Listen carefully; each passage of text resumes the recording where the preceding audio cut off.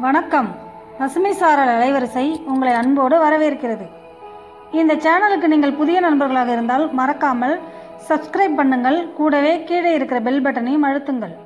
ஐயா வணக்கம் ஐயா. வணக்கம். நான் மலையப்பூர்லேருந்து வரேன். இயற்கை விவசாயம் பண்ணுறேன் நான். சரி. நீங்கள் கத்திரி சாகுபடி பண்ணுறீங்க அப்படின்னு ஒட்டுரக கத்திரி சாகுபடி பண்ணுறீங்கன்னு கேள்விப்பட்டு உங்களை பார்த்து அதை பற்றி தெரிஞ்சுட்டு போகலான்ட்டு வந்தாங்க ஐயா. சரி.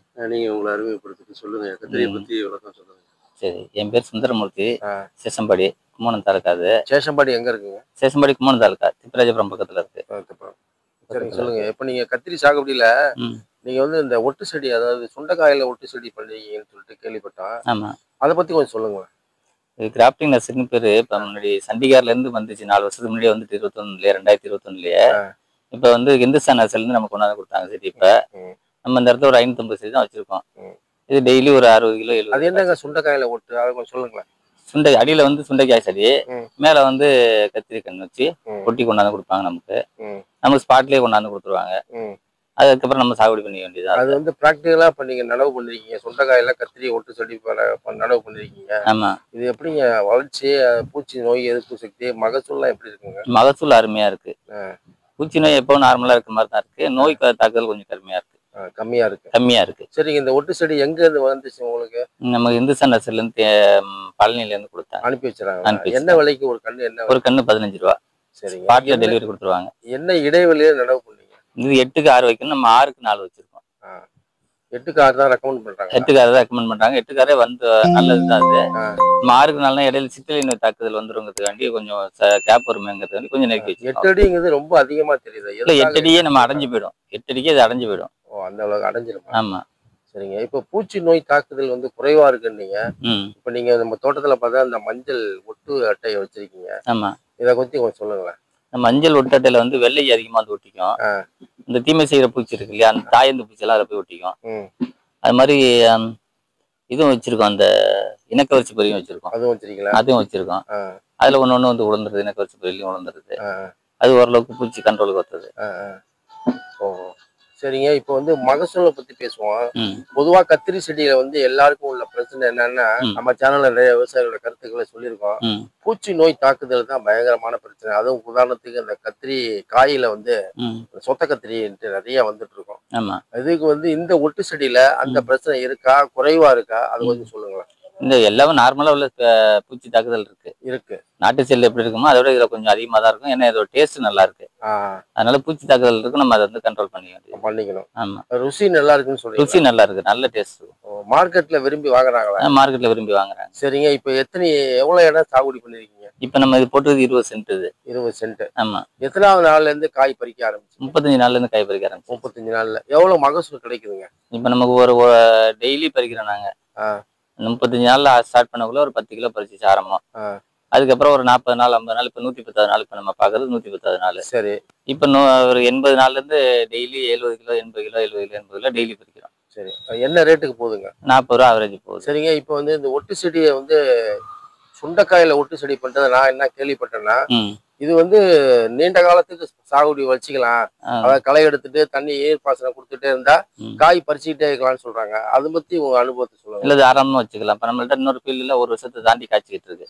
1 வருஷமா காய்ச்சிட்டு இருக்கு. 1 வருஷமா காய்ச்சிட்டு இருக்கு. இப்ப இந்த அடுத்து இப்ப 2வது இறங்கிட்டு வச்சிருக்கோம். சரி, இப்ப 1 வருஷமா காய்ச்சிட்டு இருக்குன்னு சொல்றீங்கல்ல, அதுக்கு என்ன நிர்வாகம் பண்றீங்க? நீர் பாசனம் கொடுக்குறீங்க.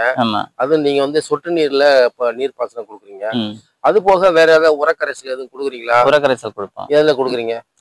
சொட்டு நீர்லயே கொடுப்போம். மேல தெளிப்பாக வச்சு கொடுத்துருவோம். தெளிப்பாக வச்சு. களையும் எடுப்பீங்களா? களை எடுத்துக்க வேண்டியதான். களை எடுத்துட்டே இருப்பீங்க. 1 வருஷத்துக்கு காய்ச்சிட்டு இருக்கு. இந்த மகசூல் குறையாம இருக்கா? குறையாம இருக்கும்.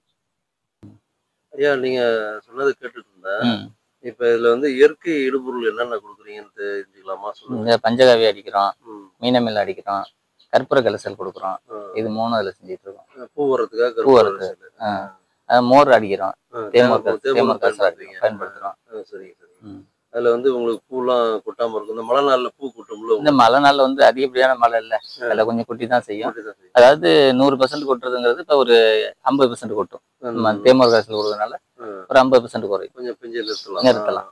சரிங்க. ஆனா தண்ணி வடியும் உங்களுக்கு? வடிகால் இருக்கு. தண்ணி நிக்காது. வடிஞ்சிட்டே இருக்கும். தண்ணி வடி விட்டுரும். அதனால காய் உங்களுக்கு மழை நாள்ல வந்து காய் வந்துகிட்டே இருக்கும். வந்துகிட்டே இருக்கும். கொஞ்சம் குறைச்சலா மகசூல் இருந்தாலும் வரும். காய் வந்துட்டு இருக்கும். சரிங்க. அந்த கற்பூர கரைசல் அதை பத்தி கொஞ்சம் சொல்லுங்களேன். கற்பூர கரைசல் எப்படி செய்றீங்க? ரெடி பண்றீங்களா? கற்பூர கரைசலுக்கு வந்து கரைப்பான் ஒண்ணு வச்சிருக்கோம் நாங்க. வேப்பனை கரைச்சிடுவோம் சுத்தமா. அது தண்ணி மாதிரி ஆயிடும். வேப்பனை தண்ணி மாதிரி வந்தோன்னா அந்த அதுல 100 மில்லி எடுத்துக்குவோம் வேப்பனை மட்டும்.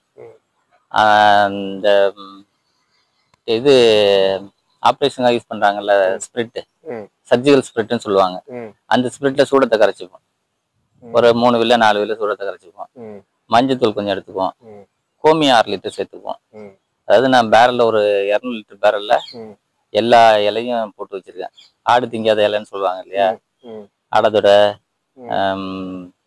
இயற்கை இலை, புங்க இலை, இந்த மாதிரி ஒரு 7 8 இலை போட்டு ஊற வச்சிருக்கோம். அதுல ஒரு 1/2 லிட்டர் எடுத்து போட்டுக்குவோம். மஞ்சத்தூள் போட்டு கலந்து ஸ்ப்ரே பண்ணுவோம் ஈவினிங் டைம்ல. அது ஓரளவு கொஞ்சம் பூச்சி கட்டுப்பாடுக்கு நல்லா இருக்கு. கற்பூர கரைசல் பூச்சி கட்டுப்பாடுக்கு. ஆமா, பூவும் அடிக்கும் கொஞ்சம் நல்லா. இது எல்லாமே நீங்க சொந்தமா செஞ்சு நீங்க பயன்படுத்துறீங்க? ஆமா.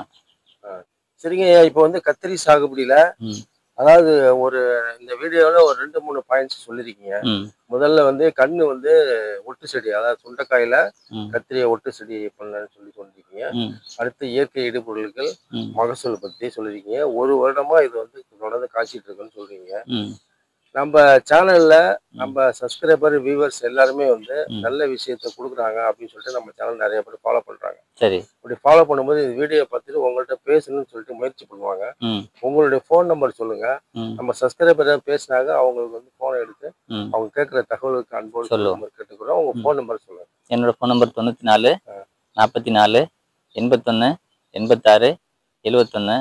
இன்னொரு நம்பர் வந்து 63 83 93 94 77. இந்த இது வந்து ஒரு சின்ன குடும்பத்துக்கு போதுமானது. அவங்களுடைய வருமானம் ஒரு சின்ன குடும்பம், ஒரு கணவன் மனைவி இருந்தால் அவங்க குடும்பத்தை வளர்க்குறது இந்த ஒரு 60 சென்ட் நிலமே இருந்தால் போதுமா இருந்தால் விவசாயத்தில் அவங்க நல்ல விதமாக சம்பாதிச்சுக்கலாம்.